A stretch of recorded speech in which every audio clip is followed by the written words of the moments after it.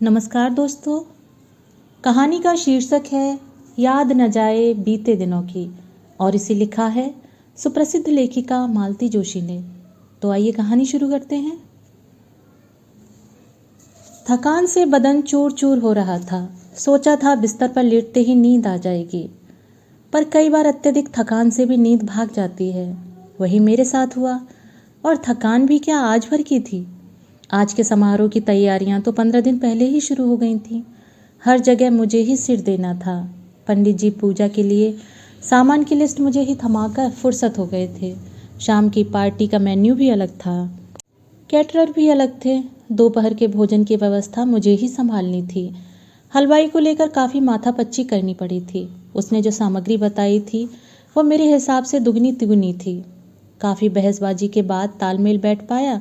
डर भी लग रहा था कि कहीं खुन्नस के मारे खाने का कचरा ही न कर दे, पर शुक्र है भगवान का वैसा कुछ नहीं हुआ।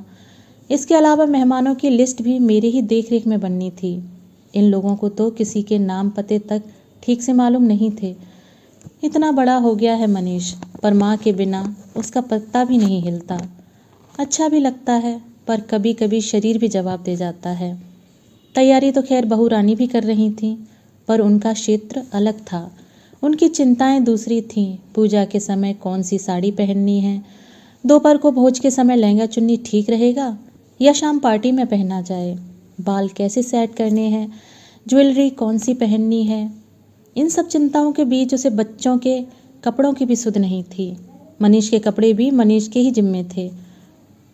माँ, थोड़ा उठोगी? झपकी बस आने को ही थी कि मनीष ने आकर जगा दिया। उठने का जरा भी मन नहीं था। सोचा जो भी है कह दूं कि सुबह देखेंगे। अब बिल्कुल भी हिम्मत नहीं है, पर कहते नहीं बना। सोचा कोई ज़रूरी काम होगा तभी तो आया है, नहीं तो थका हुआ तो वह खुद भी है। क्या बात है बेटा? मैंने भरसक अपनी बेजारी छुपाते हुए पूछा। बात कुछ नहीं है माँ, बस 2 मिनट के लिए उठ जाओ। तुम्हारे बिस्तर पर एक गद्दा और डाल देता हूँ। नया घर है तो फर्श वैसे ही ठंडा है, और फिर ये टेंट हाउस वाले गद्दे इतने पतले होते हैं कि सुबह तक अकड़ जाओगी। उठते हुए देखा मनीष के पीछे सुखराम गद्दा और चादर लिए खड़ा है। मेरे उठते ही उसने करीने से बिस्तर लगा दिया। तुम लोगों को कम तो नहीं पड़ेंगे? और ये चादर तो घर की लगती है। हाँ, सुबह 5-6 चादरें ले आई थी। और तुम बिस्तरों की चिंता मत करो, सोने के लिए यहाँ हैं ही कितने लोग। नीचे तुम और सुखराम हो, ऊपर मैं और बच्चों के मामा हैं। सुबह और बच्चों को मैंने घर भेज दिया है। यह अच्छा किया, यहाँ बेकार हलकान होते। गृह प्रवेश के दिन मकान में ताला नहीं लगना चाहिए। तो हम लोग हैं ही, वहाँ घर पर मेहमानों के पास भी तो किसी को होना चाहिए। अच्छा अम्मा, अब मैं सोने जा रहा हूँ, तुम भी आराम करो। बाथरूम की लाइट खुली छोड़ रहा हूँ, नई जगह है, रात को कहाँ टटोलती फिरोगी। और सुखराम बगल वाले बरामदे में ही सो रहा है, जरूरत पड़े तो जगा लेना। मैं भी सीढ़ियों के बगल वाले कमरे में ही हूँ, नीचे से आवाज़ दोगी तो भी सुन लूँगा। अच्छा, गुड नाइट। उसके बाद देर तक मुझे भावातिरेक के कारण नींद नहीं आई।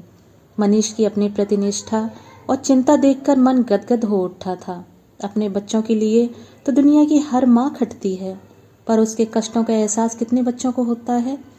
मनीष मेरे संघर्ष को भूला नहीं है, इसलिए मुझे अब हर तरह का आराम देना चाहता है। इस खूबसूरत कमरे पर अभी से मेरे नाम का लेबल लग गया है। वास्तु देवता की पूजा उसने इसी कमरे में करवाई है। अपने पापा की एक बड़ी सी तस्वीर भी उसने कल ही मढ़ाकर दीवार पर लगा दी है। मैंने पता नहीं कब किस प्रसंग में कहा था कि लोग इतने बड़े बड़े घर बनवाते हैं, पर ठाकुर जी के लिए जरा भी जगह नहीं छोड़ते, कहीं भी किसी भी कोने में स्थापित कर देते हैं। अपन जब घर बनवाएंगे तो एक पूजा घर जरूर बनवाएंगे और एक तुलसी चौरा। मैं तो कहकर भूल गई थी, पर मनीष नहीं भूला। पूजा घर तो उसने बनवाया ही कल, पीछे वाले आंगन में संग मरमरी तुलसी चौरा दिखाकर मुझे आश्चर्य से भर दिया। ऐसी गुणी संतान कितनों के भाग्य में होती है। मुझे अपनी ही नज़र न लग जाए कहीं। जब देर तक नींद नहीं आती तो बाथरूम का चक्कर लगाना लाजमी हो जाता है। सजीले बाथरूम पर देखते ही लट्टू हो गई थी। यूँ तो मनीष के बंगले में भी 3-3 बाथरूम हैं और खासे बड़े भी हैं, पर सरकारी बंगलों में ऐसी नफासत, ऐसा सौंदर्य बोध कहाँ होता है। यहाँ तो नीचे से ऊपर तक खूबसूरत टाइल्स लगी हुई हैं, संगमरमर का चमकदार फर्श है, हल्के नीले रंग का वॉश बेसिन, उसी से मेल खाती टॉयलेट सीट और छोटा सा कबर्ड, बड़ा सा गीजर और नाजुक सा फव्वारा, स्टील के चमकदार नल और वैसी ही कपड़े टांगने की खूंटियाँ। मैं तो दिन में ही देखकर निहाल हो गई थी। अब बल्ब के दूधिया प्रकाश में वह बहुत ही सुंदर लग रहा था। मैं तो मुग्ध हो गई। सुशीला रानी, मैंने अपने आप से ही कहा, कभी सपने में भी ऐसा बाथरूम देखा था। मुझे पान दरीवा वाला अपना बाथरूम याद हो आया।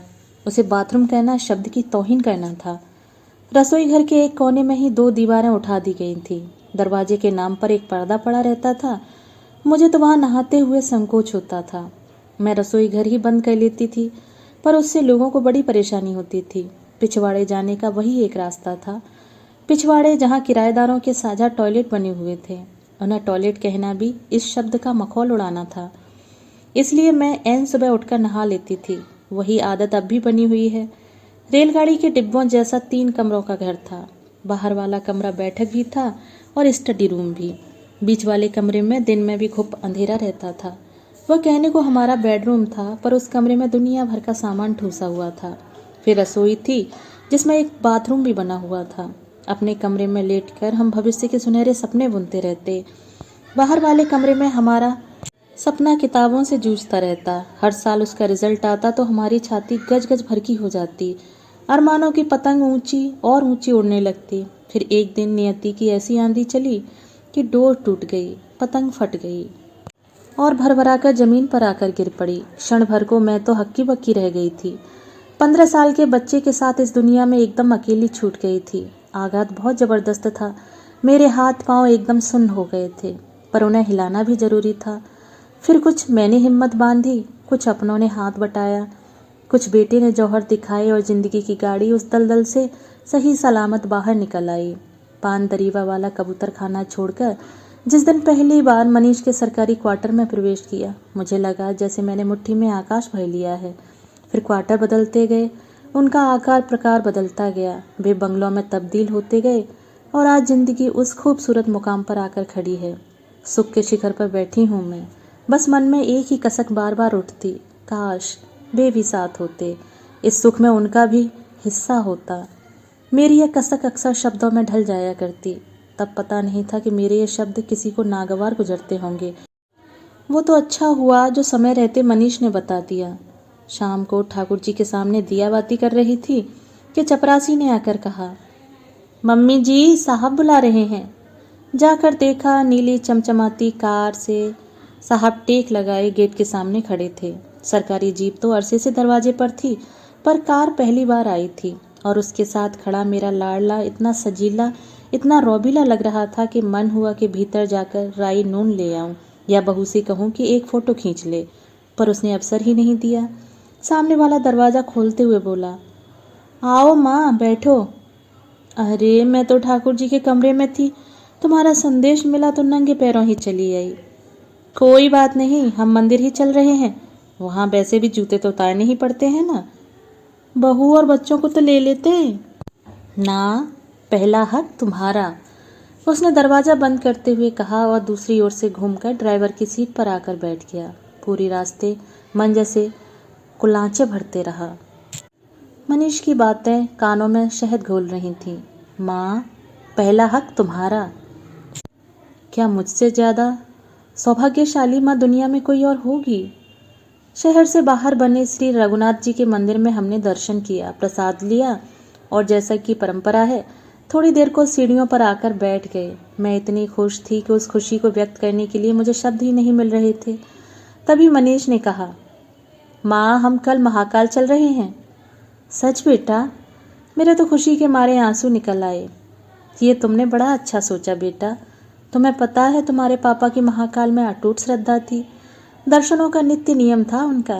कहते थे बड़े पुण्यों से इस नगरी का बास मिला है, इसे व्यर्थ क्यों होने दो। आंधी पानी में भी वे कभी नहीं रुके। मेरा तो भैया रोज का नहीं निप पाता था।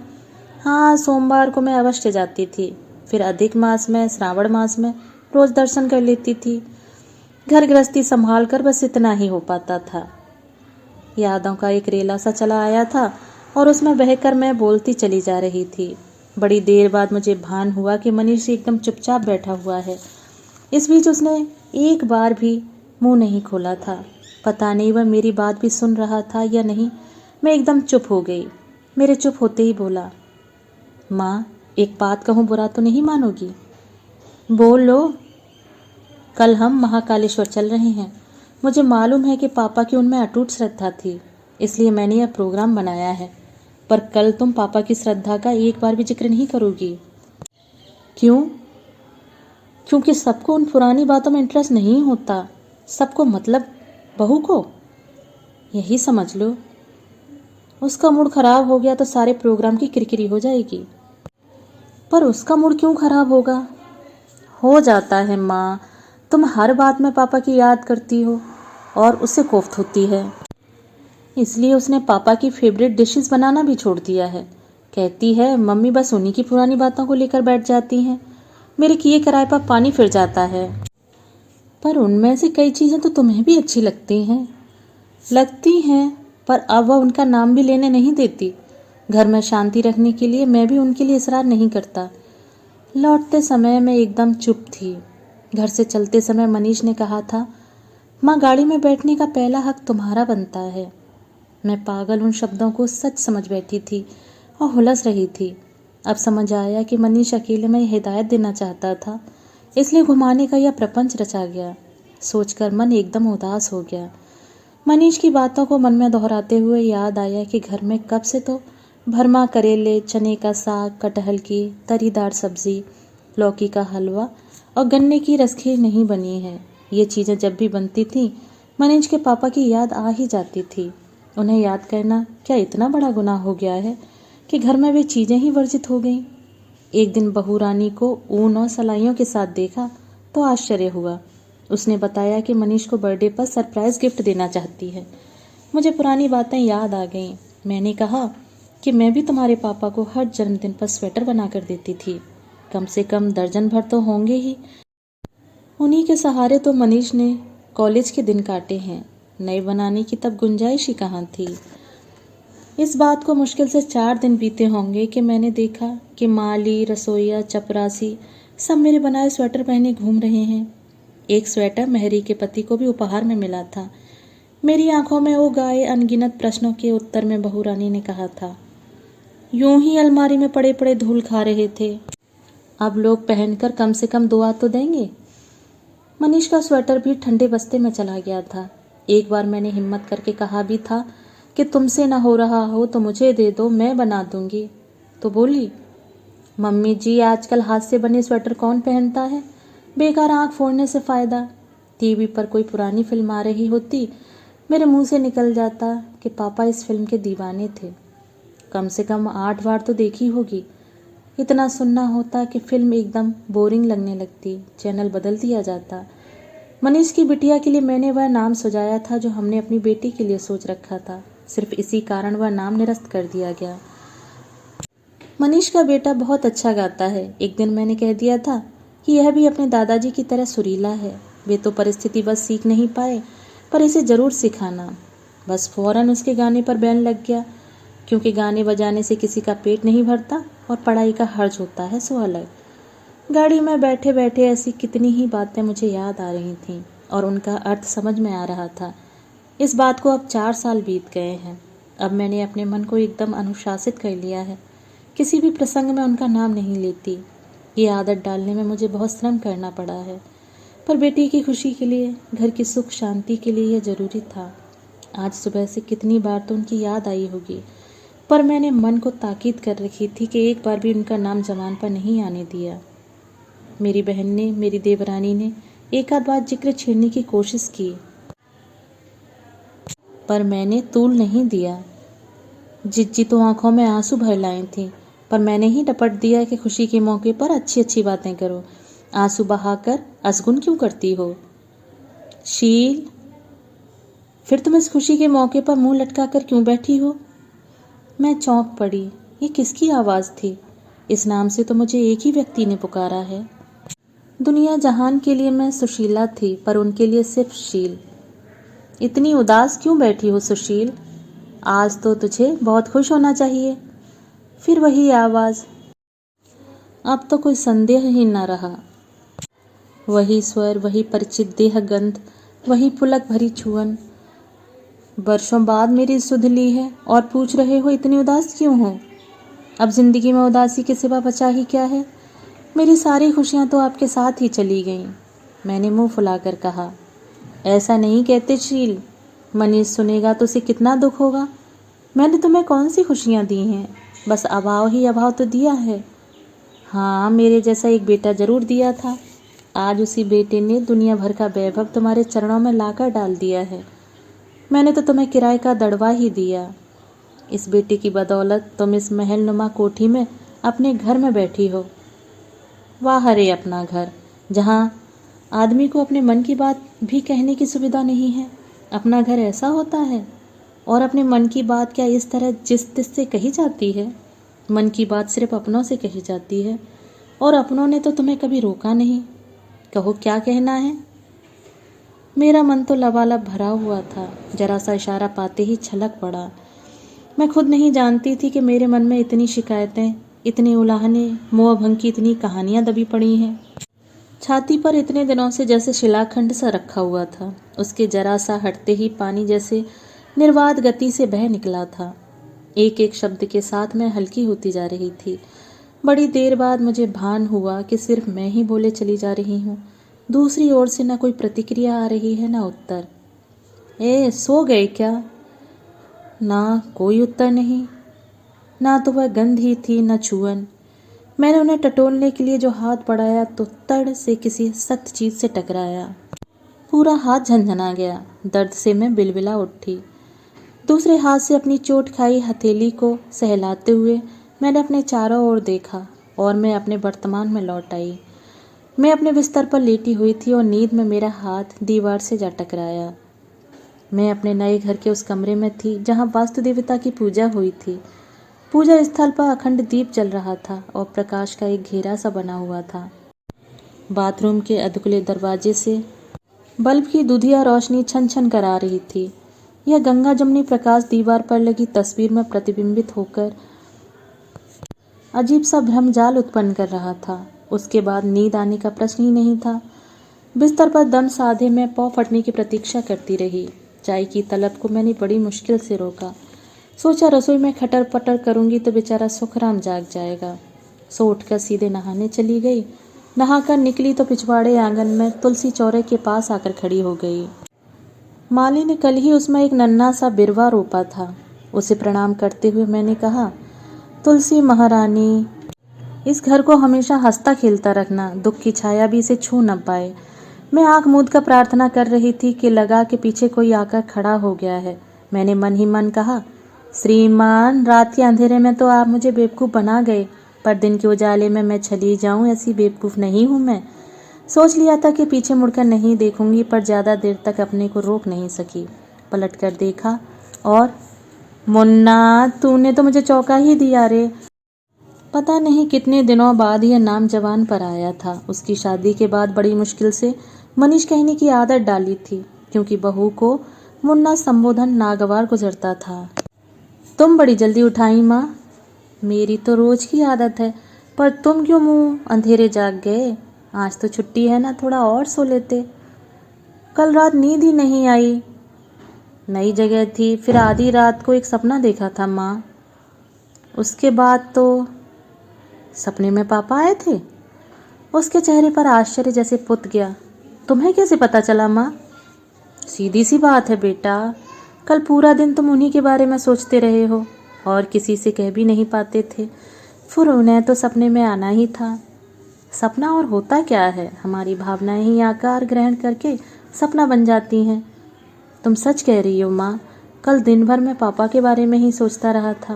काश वो आज आपके साथ होते तो कितना खुश होते। कहते कहते उसका गला एकदम भीग उठा था। पापा बहुत खुश हैं बेटा, मैंने उसका सिर हिलाते हुए कहा, और आशीर्वाद के रूप में हमेशा तुम्हारे साथ हैं। सच माँ? उसने मेरे दोनों हाथ थाम लिए। उस क्षण हम दोनों की आंखें भीग रही थीं। भोर की उस पावन बेला में हम माँ बेटे एक मन होकर दिवंगत आत्मा को मौन श्रद्धांजलि अर्पण कर रहे थे। दोस्तों, अभी आप सुन रहे थे मालती जोशी जी द्वारा लिखी हुई कहानी याद न जाए बीते दिनों की। दोस्तों, कहानी आपको पसंद आई हो तो एक लाइक ज़रूर दीजिएगा, और अगर आप चैनल पर नए हो तो सब्सक्राइब ज़रूर कर लीजिए। धन्यवाद।